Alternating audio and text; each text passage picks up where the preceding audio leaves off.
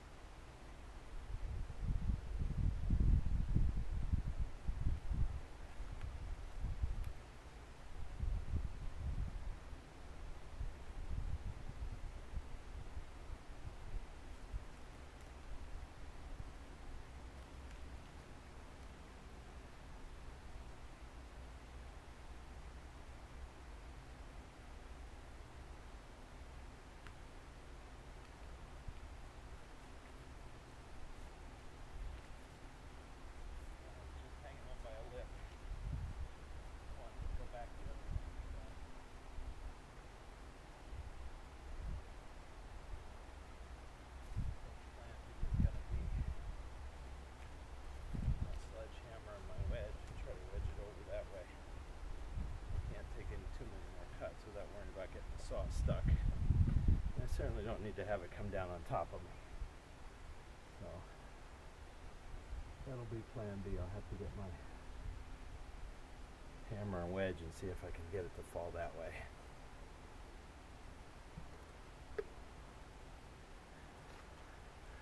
Sometimes these trees, you just never know.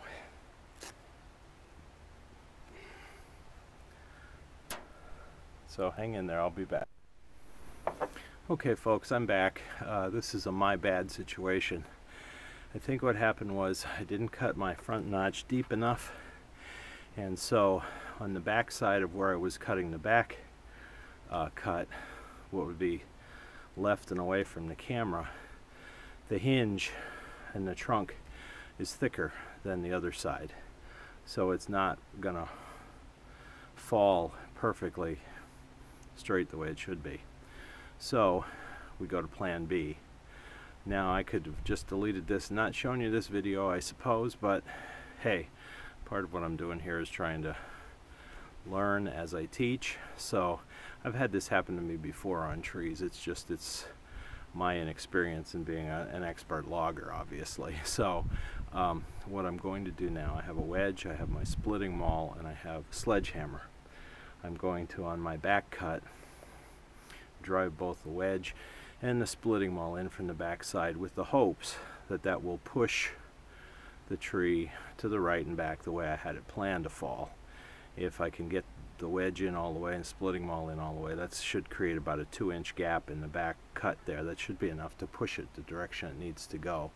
Could be there's more weight on those branches on the left hand side than I anticipated, and that's why it doesn't want to fall that way. But as you can see, the trunk, the main trunk of the tree is definitely angled to the right, and if I had you up there, you'd also see it's not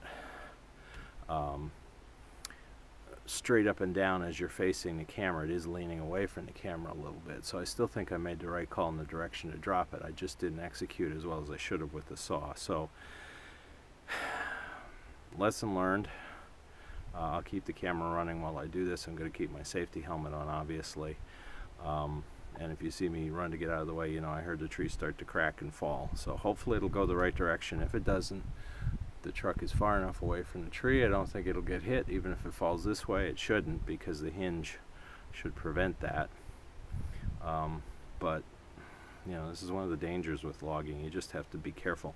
That's why I didn't try to keep cutting, because I thought, okay, it's not doing what I want it to do. If I try to keep cutting, either it's going to fall the wrong way, or in the process it's going to pinch and bind the saw. And if the weight of that tree bears down on the bar and chain of my chainsaw, it's heavy enough that it could damage it. It could compact it, it could crush it, and those are expensive to replace, so I don't want to do that. Plus then I still wouldn't have my tree down. So I'm erring on the side of caution here. Hopefully this will be enough to do it, but we'll see. So you're along for the ride.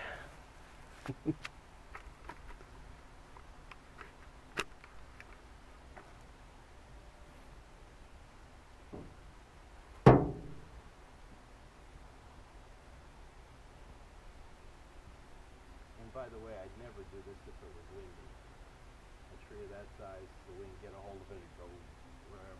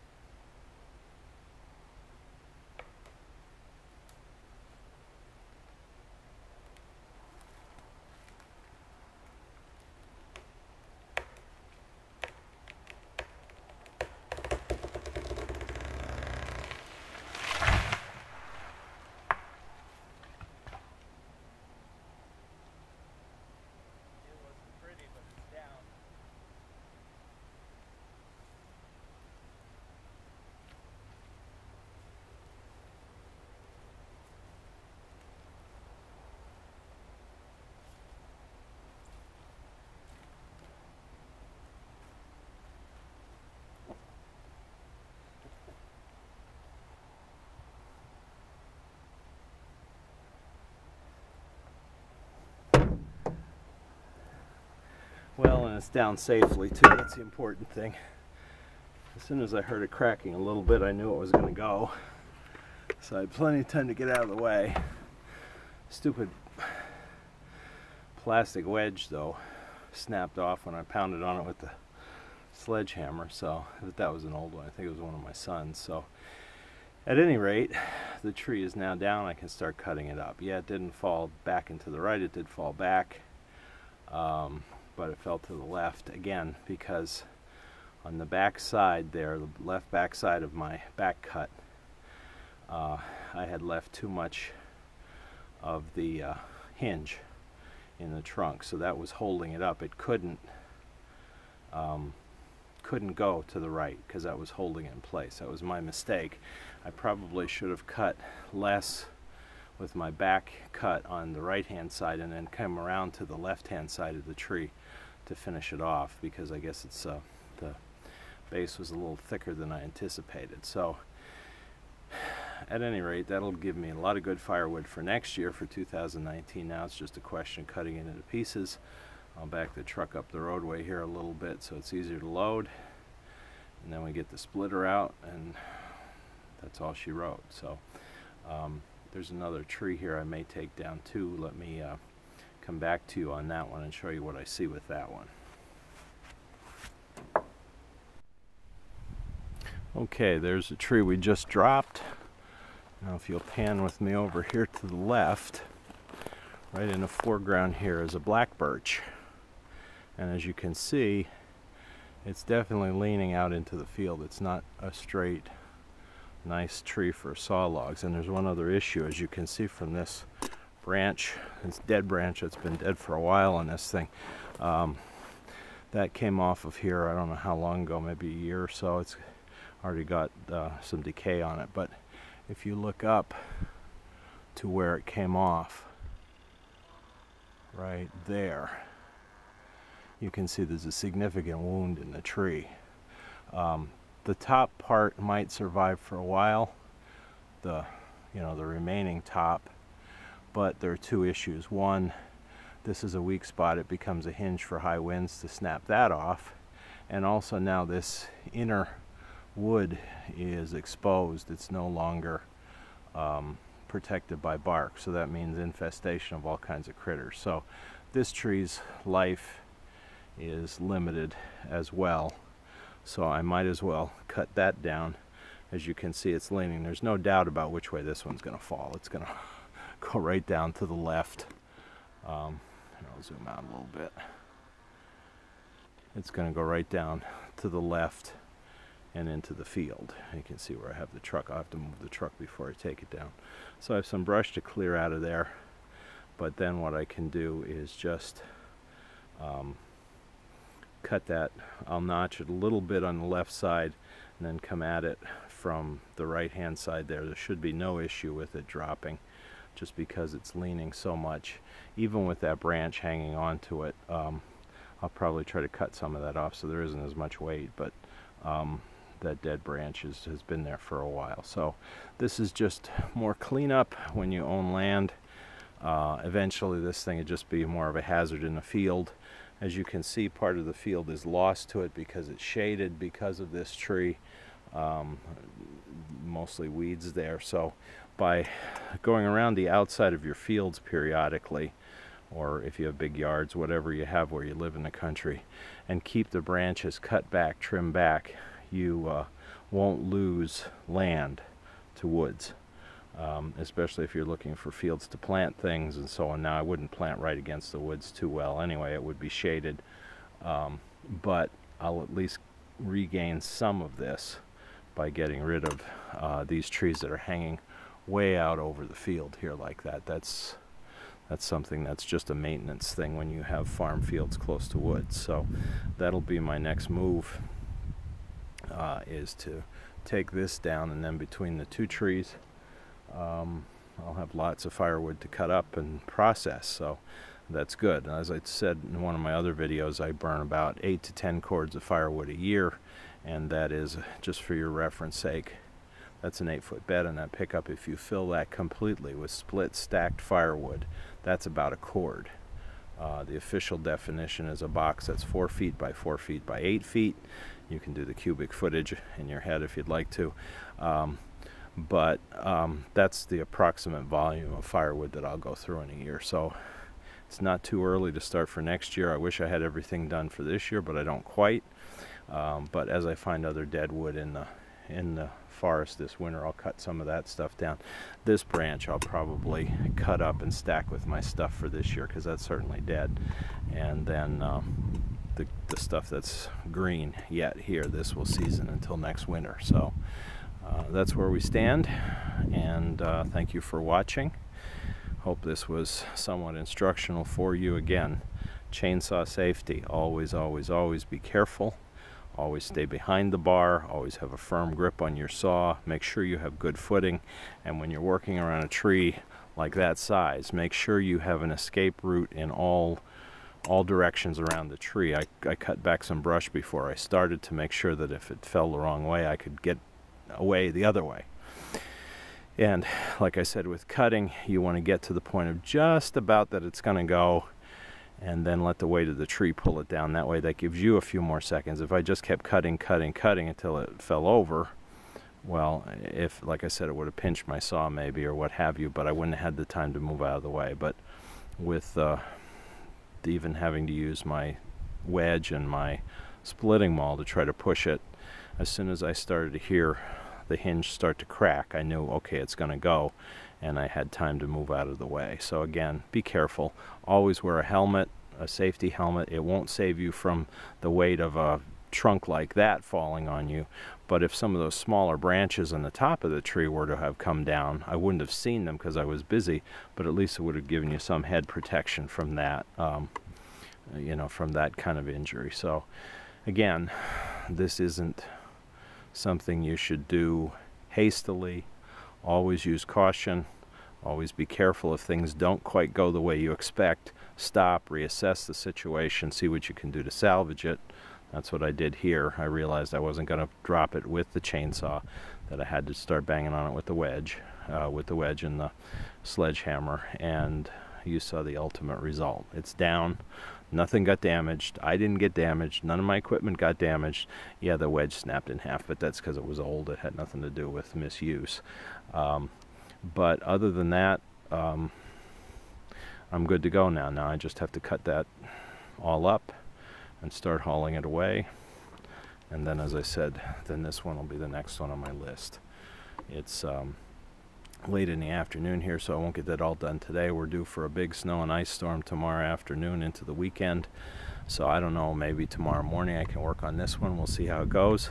But I know once I have a foot or more of snow back in this field, I'm not getting the truck back here. So as much of this as I could do before the weather comes in, that's the plan. So thank you again for watching, folks. Thank you for your patience watching me improvise here and embarrass myself a bit that things didn't go quite textbook like you see on many YouTube videos. But I think you can see this is real, and this is what you deal with sometimes to overcome problems, to get what you need done. This is life living in the country, living in a shoestring. Living on a shoestring, I should say. So thank you for watching, and please subscribe to our channel.